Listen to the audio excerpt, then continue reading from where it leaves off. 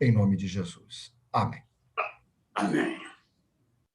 Sou vaidoso, e talvez pudéssemos dizer sou vaidosa, mas quero mudar. Começo lendo um texto que às vezes nos provoca algum mal-estar, mas eu digo que é um necessário mal-estar.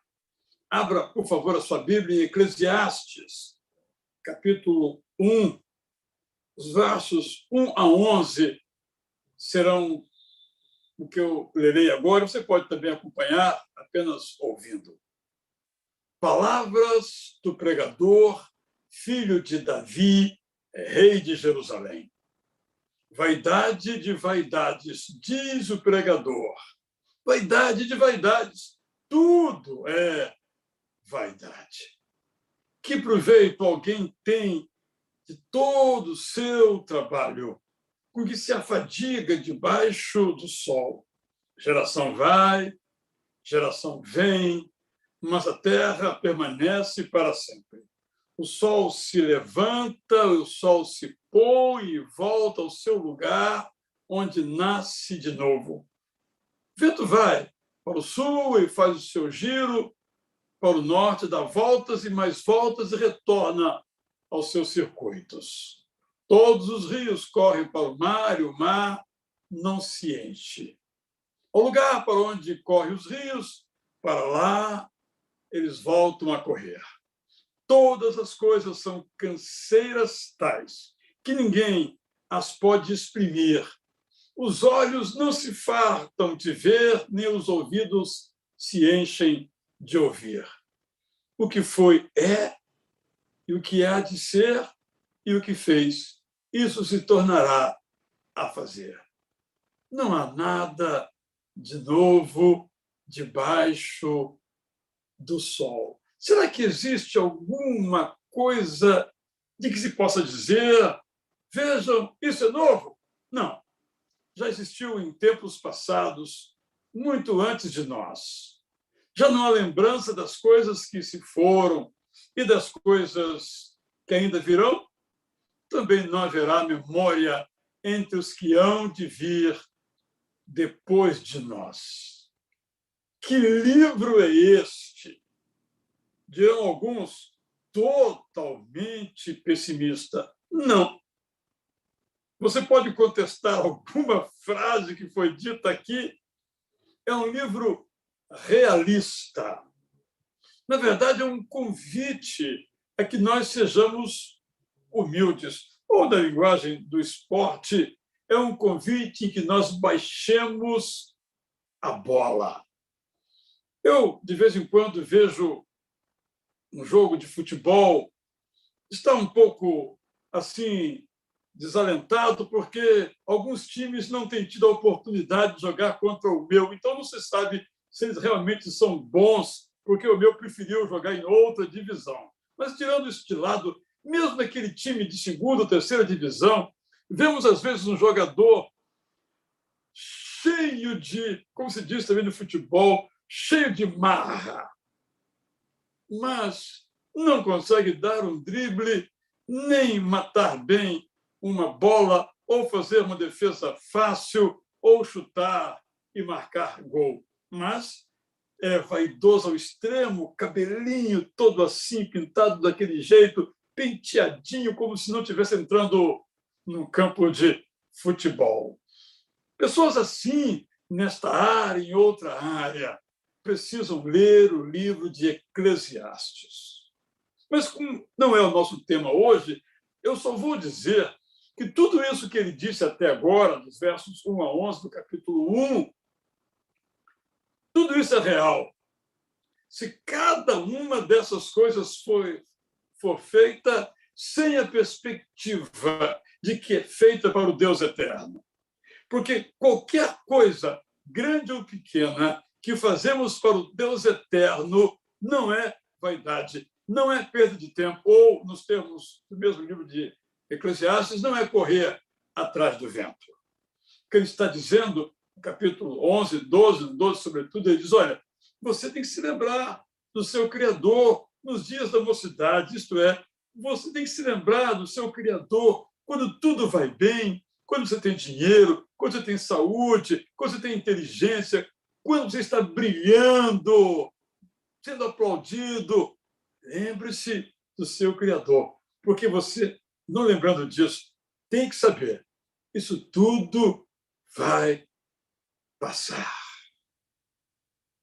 Esta é a dinâmica da vida cristã. Tudo aquilo que nós fazemos, se for para a glória do Deus eterno, não é vaidade. Se tudo aquilo que nós fizermos for para servir ao próximo, não é vaidade. A vaidade é uma coisa muito perigosa. Ela se insinua até os mais humildes. Vou contar uma história da minha quase que infância, entre a infância e a adolescência. Eu tinha um colega, antigo ginásio, como se dizia naquela época, ali na segunda série, portanto, aí com meus, talvez, 12 anos. Eu convidei esse colega para ir à minha casa. Minha mãe sempre gostava de receber, fazer uns bolinhos, vamos lá estudar, conversar. Ele foi à minha casa. Depois eu o levei até o ponto de ônibus, mas entre a minha casa e o ponto de ônibus eu fiz uma pergunta para ele: ô fulano, porque esse meu colega tinha uma característica, ele não falava, entrava calado na aula, não conversava com ninguém, sempre calado, a gente até admirava como ele consegue só prestar atenção, embora não fosse um brilhante aluno, assim considerado. E as pessoas pensavam que ele era tímido, não falava por timidez. Aí, então, eu, muito perguntador, sempre fui, descendo, então, a nossa casa em direção ao ponto de ônibus, perguntei para ele: fulano, por que você não fala? Aí eu descobri que aquele meu colega, na verdade, era muito vaidoso. Eu não falo, Israel, porque as pessoas não têm capacidade de me entender. Então, não era timidez, era vaidade. Na verdade, vaidoso é aquele que se acha melhor do que o outro. E aqui eu me lembro da incrível história de Jesus. O Evangelho de João nos conta que ele estava numa situação, naquele contexto mesmo da celebração da ceia do Senhor. Ele reuniu os seus discípulos e teve uma atitude que os deixou escandalizados. Ele pegou uma toalha, tirou a sua roupa de cima, ficou só com a roupa de baixo, pegou uma toalha, amarrou na cintura, exatamente como faziam os escravos naquela época, quando iam dar banho ao seu senhor ou à sua senhora. Ele, então, chama os seus discípulos, tem uma bacia nas suas mãos, coloca essa bacia no chão e pede a cada um dos seus discípulos para colocar os pés naquela bacia cheia de água. Ele, então, se abaixa e lava os pés de cada um e depois os enxuga. Você quer um exemplo do que é o oposto da vaidade? Este é o exemplo de Jesus que nos diz para sermos humildes. Essa história temos sempre que lembrá-la. O Rei dos Reis, o co-criador do mundo, o Redentor da humanidade, o Salvador de todos nós, o glorioso Jesus, aquele que dizia uma palavra e o mar se calava, se humilha para lavar os pés dos seus discípulos. Eu olho para o oposto também na Bíblia. Eu olho para as grandes expressões de vaidade na Bíblia. Eu fiquei fazendo uma viagem mental. Penso que nós temos a primeira manifestação de vaidade, Adão e Eva. O casal achando que era mais do que era e que não podia se contentar com Deus lhe dizendo para só comer desse fruto e não comer daquele, nós podemos mais, nós temos direito a mais, nós podemos ser mais. E o resultado foi da sua vaidade que o casal perdeu a comunhão com Deus e a comunhão correta com o próximo. Folheando a palavra de Deus, chegamos ainda nos primeiros capítulos de Gênesis, a história da construção da Torre de Babel, em que as pessoas não só se achavam que eram mais do que eram, mas queriam se achar mais do que Deus. Fizeram, então, uma torre para que todos vissem e os idolatrassem, e os divinizassem. O resultado foi que eles perderam a razão de ser da sua vida, que não está na rebelião contra Deus, na tentativa de substituir a Deus. Por isso que a vaidade é uma forma de idolatria, uma idolatria de nós mesmos. Mas se eu prossigo, eu encontro com Davi, o grande Davi, que nós nos espelhamos em suas virtudes, que então prepara um recenseamento. Não há problema nenhum no recenseamento. O problema foi a motivação do recenseamento. Davi, com aquele recenseamento, queria dizer, olha quanta gente eu tenho, unir o império todo, o reino todo, eu sou poderoso, ninguém vai me derrotar. O resultado é que Davi perdeu a oportunidade de servir, construindo, por exemplo, um templo para o Deus eterno, porque Deus, como se estava dizendo Davi, você é vaidoso demais para construir um templo para mim, que eu sou de fato todo-poderoso. E há uma outra história também que você se lembra, é a história de Ezequias. Ele foi abençoado por Deus com vitória sobre um exército mais poderoso do que ele, mas ele se encheu de si e chamou embaixadores para visitar o seu palácio e mostrou tudo que ele tinha. Saiu exibindo, olha, isso, aquilo, que nem era dele, era do palácio, era de Deus. O resultado depois foi que os inimigos vieram e levaram tudo. Exemplos daquilo que nós perdemos quando somos vaidosos. No Novo Testamento, eu quero trazer aqui 2, talvez 3 exemplos. Eu me lembro, então, de Judas. Judas tinha a vaidade de estar do lado certo, de ter a causa certa, não Jesus, mas ele. Por isso, então, ele trai a Jesus. E o resultado foi que ele perdeu a oportunidade de servir a Jesus e perdeu a perspectiva de que ele era amado por Jesus. Porque, na vaidade, nós achamos que ganhamos, mas nós só perdemos.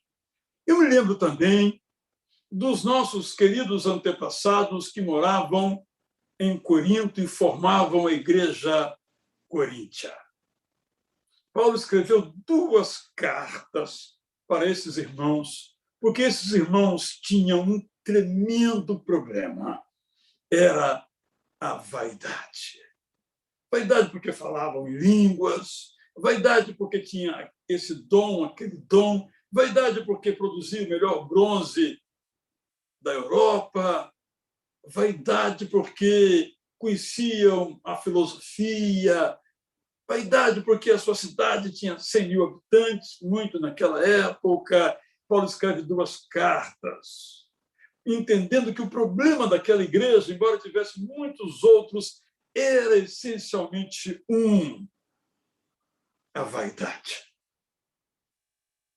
É que eu vou usar um outro exemplo também do Novo Testamento. No culto das 11 horas, falei sobre essa perspectiva, vou me deter nela um pouquinho. Nós lemos na 2ª carta de Paulo que Deus permitiu que ele fosse fustigado com espinho na carne. Aí há muitas especulações e nós não sabemos qual é esse espinho, que é muito bom, porque eu posso colocar ali o meu e você colocar o seu. Mas uma das possibilidades aventadas pelos estudiosos era que o apóstolo Paulo sofria com a vaidade. Tinha que se cuidar. Então, Deus lhe mandou aquele espinho para que ele não se perdesse na sua vaidade. Porque a Bíblia diz em vários lugares de Provérbios que o passo seguinte à vaidade é a queda. O passo seguinte à nossa subida na vaidade é a queda. Por que nós somos vaidosos? Não sei se você luta com isso ou não. Acho que todos nós lutamos com isso. E quando eu dei o exemplo do meu amigo, colega, que era tímido, aparentemente, na verdade, era vaidoso. Talvez boa parte dos tímidos seja, de fato, vaidosa, com outros aspectos ali envolvidos. Eu fiquei pensando, por que quem é vaidoso é vaidoso? Eu pensei em 4 atalhos. Por que somos vaidosos? Pensei, primeiro, porque nós temos uma necessidade de autoafirmação, de construir a nossa identidade, construir a nossa vida. Nós temos que nos afirmar como pessoas autônomas, pessoas independentes, pessoas capazes, que têm projeto e os realiza, e nisso não há nenhum problema. Precisamos nos autoafirmar, dizer quem nós somos, o que nós queremos, onde pretendemos chegar. Então, a vaidade é uma coisa ruim, mas ela nasce de uma necessidade boa de autoafirmação. Mas nasce também de uma outra necessidade que também é boa, a de ser reconhecido. Quem de nós quer ficar sempre no anonimato? Quem de nós não quer ter o seu nome lembrado pelo outro? Isso é legítimo, mas às vezes somos vaidosos por uma razão boa, seja a autoafirmação, seja o reconhecimento, mas acho que há uma terceira coisinha que nos torna vaidosos. É o convívio com as nossas qualidades. Eu tenho qualidades. Você tem qualidades. Todos temos qualidades. A paciência. Aqui, em nossa rua, tem um senhor que é cego e ele vende umas canetas. E eu fico pensando, aquele homem tem a qualidade da paciência. Ele fica ali em pé, agora colocaram uma cadeira para ele, já está bem idoso, aparentemente, e ele vende as suas canetas. Ele espera que o cliente apareça. Ele não faz nenhum movimento, ele nem oferece, porque ele não enxerga. Aquele moço que aparentemente não tem nada, desprovido de tudo, que agora já idoso tem que vender canetas na rua, tem essa qualidade, a qualidade da paciência. Todos nós temos qualidades. Qualidades reconhecidas, qualidades não notadas. Isso não é ruim, isso é bom. Claro que nós temos nossas qualidades e temos que reconhecê-las e temos até que poli-las, melhorá-las. Penso que é uma quarta razão também boa pela qual nós somos vaidosos, é a necessidade da autoproteção. Nós temos que nos proteger. Não podemos ficar totalmente abertos aos outros, porque podemos ser alvos de algum ataque. Temos que nos proteger. Então, nós falamos sobre nós mesmos, nos expressamos, nos manifestamos, mostramos o que fazemos, assim nós nos protegemos. Eu, então, apresentei aqui 4 motivos bons, mas que, infelizmente, podem redundar em vaidade. É a nossa necessidade de autoafirmação, de reconhecimento, de valorização de nossas qualidades e de nossa autoproteção.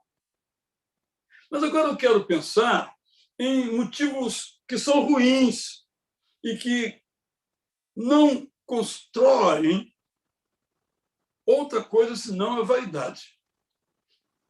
Penso que o vaidoso, na verdade, lhe falta amor próprio. Ele não se ama suficientemente e ele precisa que o outro o ame. Ele depende do aplauso do outro, da aprovação do outro, do reconhecimento do outro, da consideração do outro, do elogio do outro. Ele não se ama suficientemente para viver sem o aplauso, o reconhecimento do outro. Isso é um motivo muito ruim, porque eu e você, nós temos que nos amar. Mas quando nós nos amamos pouco, explodimos em vaidade que parece muito amor, quando na verdade é pouco amor. Há também uma segunda razão ruim, é a nossa autossuficiência. É muito interessante que a gente entra numa loja para fazer uma compra e o vendedor daquela loja, que é uma rede de lojas, você pergunta, você tem o livro tal? Pensando aqui na livraria, ele responde, eu não tenho. Eu. Claro que é um vício de linguagem, mas que traduz um pouquinho desta dificuldade, às vezes, de nossa autossuficiência. Você, às vezes, tem um problema que você não pode resolver. Há problemas que nós resolvemos, mas alguns que estão além de nós. Mas eu posso. Quando seria muito mais tranquilo você dizer, isso eu posso, isso eu não posso. E aqui, então, eu volto às nossas qualidades. Há muitos anos eu li uma frase, e repito essa frase volta e meia, de uma autora chamada Dorothy Sayers. Ela disse o seguinte, pensando aqui em nossas qualidades, o diabo não nos tenta em nossas fraquezas, ele nos tenta em nossas forças. Vejamos, uma pessoa que é esteticamente, corporalmente muito bonita, ela pode vir a ser vaidosa da sua beleza. Mas uma pessoa que é aparentemente ou assim considerada feia nunca vai dizer, eu sou bonito. Raramente, porque não é um ponto forte, é um ponto fraco. Por exemplo, estou dizendo que nós temos qualidades, mas quando nós exageramos essas qualidades, o diabo nos tenta. Vejamos o caso de um pregador. Um pregador estuda, ora, prega.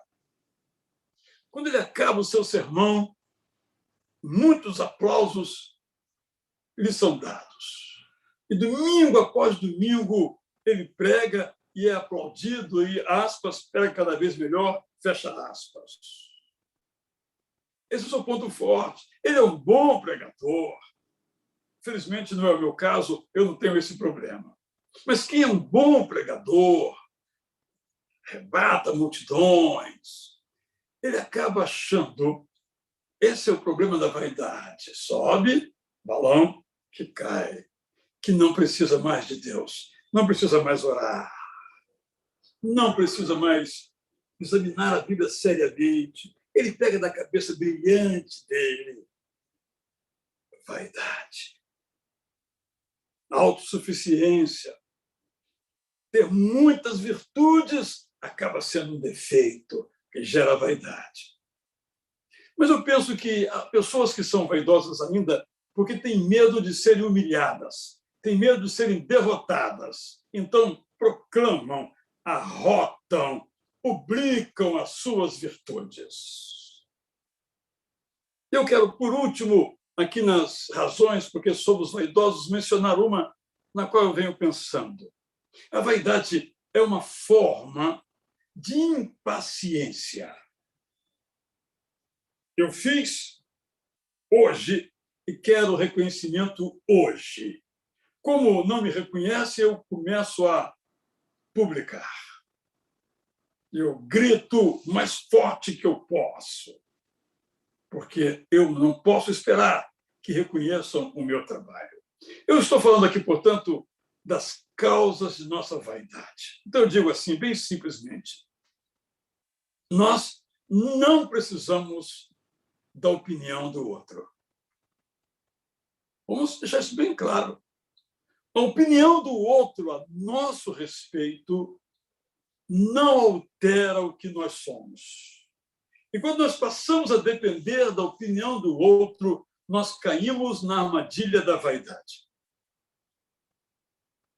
Segunda coisa importante na nossa caminhada é que nós precisamos dos outros, não para consumir a sua opinião, comprar a sua opinião, mas para fazermos as coisas melhores, para sermos pessoas melhores. Nós não temos que nos antecipar ao reconhecimento e nós mesmos publicarmos isso diante dos outros. É claro também que nós não temos que nos humilhar, no sentido negativo da palavra, diante dos outros. Eu não sou nada.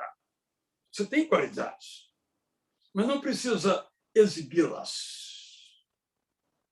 Você precisa de amar a você mesmo, independentemente de ser amado ou de não ser amado pelos outros, ou de achar que é ou não é amado pelos outros. Você tem que abrir mão de uma autossuficiência excessiva. Você tem que falar menos eu e mais nós. Eu não gosto quando alguém diz que a igreja tal é do pastor tal. A igreja não é do pastor tal. A igreja é de Jesus Cristo. O pastor é apenas e tão somente um dos instrumentos que Deus usa. Nada mais do que isso. Porque se ele acreditar em mais do que isso, ele vai ser presa fácil da vaidade. Todos nós lidamos com esse problema. Uns mais, outros menos. Por isso, o livro de Eclesiastes é um grande livro. E aqui ele nos ensina a fazer a seguinte pergunta: para quem é o que fazemos, o que nós fazemos? Se eu faço para mim mesmo, se eu faço para obter aplauso ou glória nos termos bíblicos, isso é correr atrás do vento. O autor do livro também nos ajuda a responder a seguinte pergunta: quem é o centro da nossa vida? Nós mesmos ou Deus? Terceira pergunta que o livro de Eclesiastes nos ajuda a responder: você já foi aprovado por Deus? Ou está correndo atrás da aprovação de Deus? Isso muda tudo. Se nós fazemos o que fazemos para Deus, vamos fazer o melhor que nós pudermos. Mas é para Deus. Não é para obter aplauso. É claro que a gente pode dizer assim: isso é para a glória de Deus. Aplaudam o Senhor. Pode ser verdadeiro, mas pode ser que eu também esteja dizendo: me aplaudam. Nós não temos que ser o centro da vida, o eixo da vida. O nosso eixo tem que ser Jesus Cristo. Ele já nos amou, ele já nos aprovou. Não temos que correr atrás disto. O autor do livro nos ajuda a relativizar a coisa, a relativizar a nossa força. Impressionante quando vemos a história de alguns boxeadores.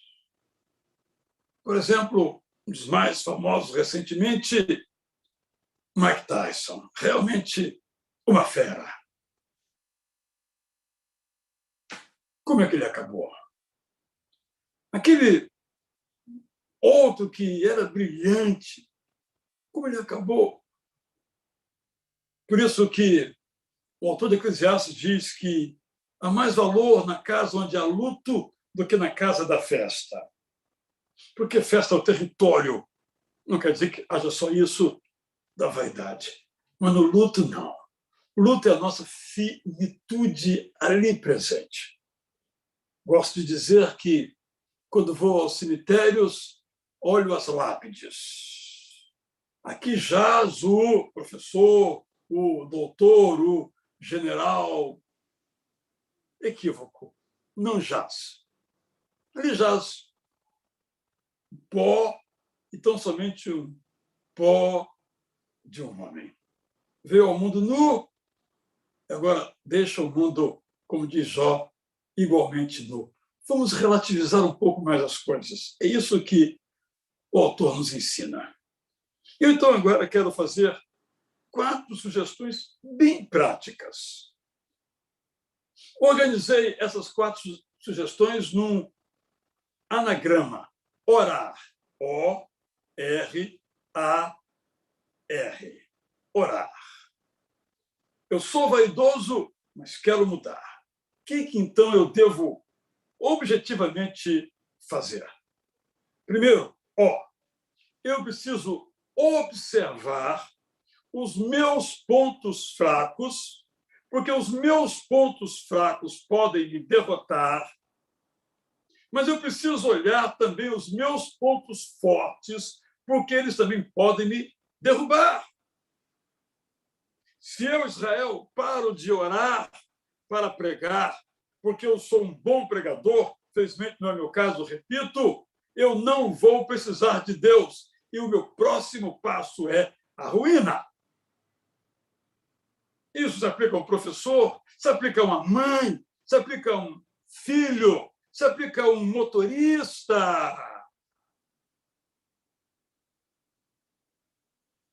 Quem provoca acidente, muitas vezes, são os melhores motoristas, não os piores que vão ali devagarinho. São aqueles que são tão bons que se excedem na velocidade. Temos que buscar um equilíbrio. Todos nós temos pontos fracos. Eu, por exemplo, em matéria de número, eu não sou, eu fui, eu não fui, eu serei uma tragédia. Quando você recebe uma mensagem minha dizendo o horário, a data do evento, você confira porque deve estar errado. Número, eu sou uma nulidade. É um ponto fraco que eu tenho. Não estou empenhado em mudar, talvez não vá mudar. Mas eu devo ter qualidade em alguma outra área. Mas se essa qualidade brilhar muito, vai ser um defeito que a vaidade vai me consumir. Eu cuido. Cuide-se para não ser vaidoso. Segunda letrinha. R. Precisamos reconhecer que as nossas realizações não acontecem por si mesmas, não acontecem sozinhas, são parte de uma missão. Aquilo que você realiza, aquilo que eu realizo, é o projeto de Deus para mim, do qual eu faço parte.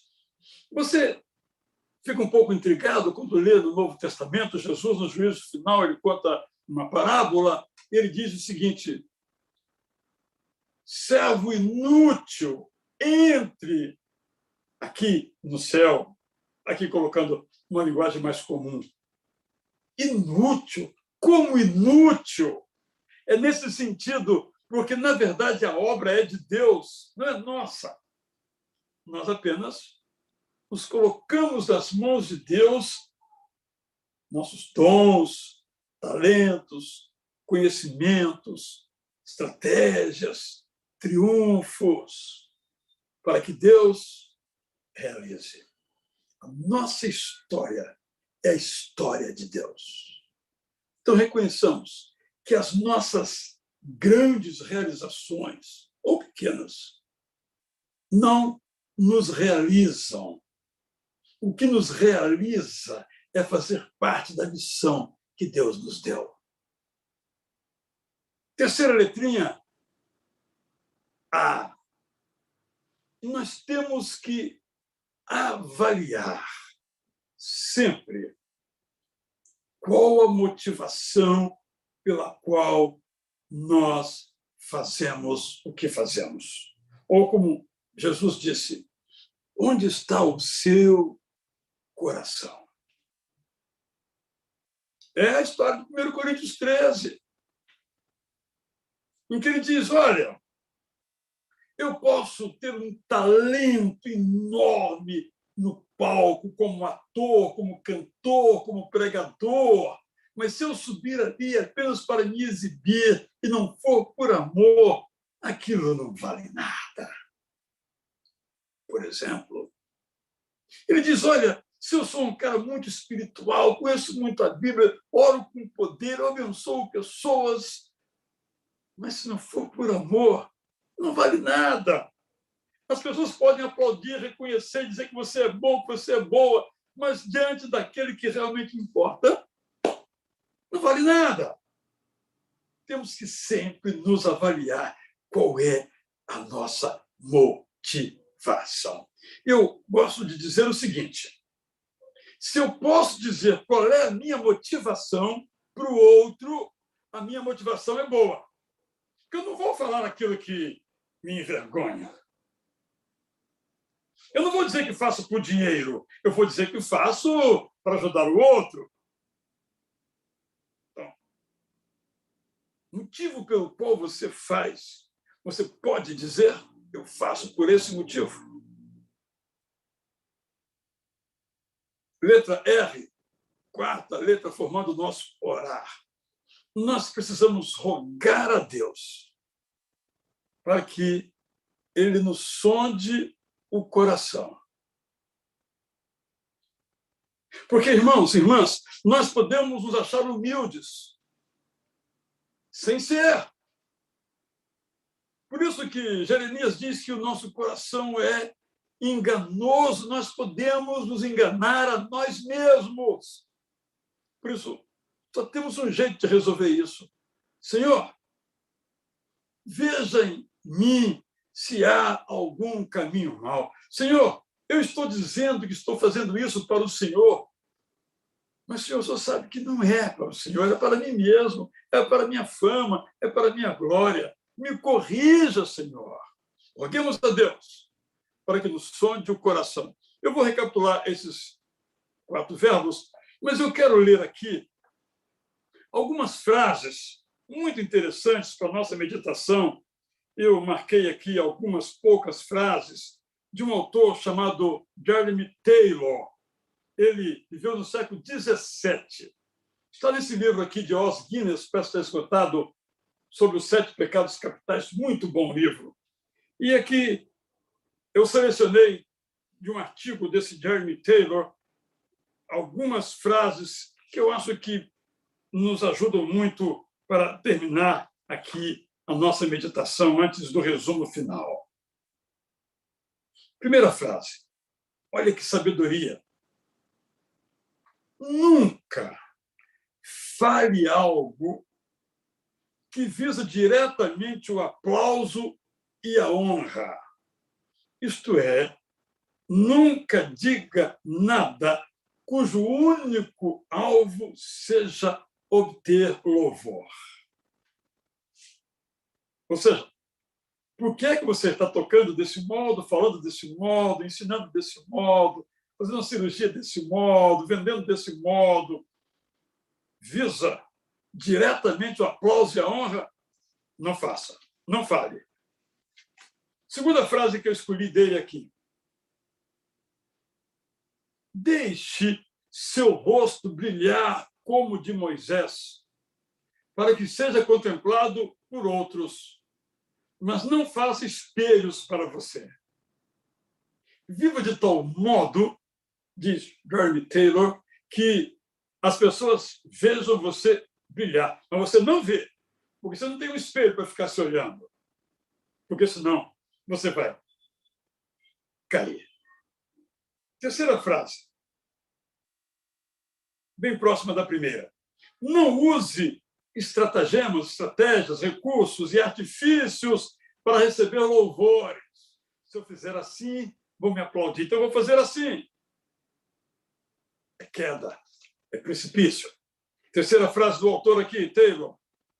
Permita que os outros sejam elogiados em sua presença e celebre o bem e a glória deles com deleite, mas não os menospreze. Sabe que nós, pastores, temos um problema. Às vezes queremos reconhecer algo que alguém fez, e dizemos, fulano de tal fez tão bem, e nós não podemos dizer isso, sabe por quê? Porque o outro diz, e eu? Ele nunca me agradeceu, nunca me elogiou. Uma vez eu agradeci um presente que eu recebi. Alguém disse, mas você nunca agradeceu o presente que eu lhe dei. Não é? É um ser humano. Eu estou nessa categoria aí. Então, nunca se compare aos outros. É uma tragédia a gente se comparar. Porque muitas vezes nós nos comparamos a pessoas que simplesmente não existem. Algumas frases aí, eu então recapitulo aqui. Primeiro, só uma recapitulação aqui do orar. Observe os seus pontos fracos, cuide deles. E observe os seus pontos fortes, cuide deles.